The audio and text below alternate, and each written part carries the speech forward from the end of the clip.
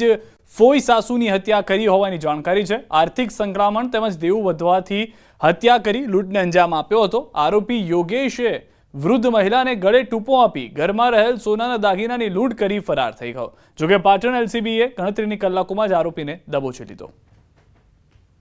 એલસીબીની અલગ અલગ ટીમો બની અને તેમના ખાસ ભરોસાવાળા ખાનગી બાતમીદારો અને ટેકનિકલ રિસોર્સ અને એનાલિસિસથી તપાસ કરતા સૌપ્રથમ આ ગુનામાં યોગેશ કુમાર રતિલાલ મકવાણા રહે Shivam heritage society Visnagar link road મહેસાણાવાળાનો સંડોવાયેલ હોવાના મજબૂત અને પૂરતો પુરાવો પડતા એલસીબીની ટીમે આ ગુનામાં સંડોવાયેલ યોગેશ કુમારને શોધી લાવી અને યુક્તિ પ્રવૃત્તિથી પૂછપરછ કરતા તેણે ગુનાની કબૂલાત કરેલ છે।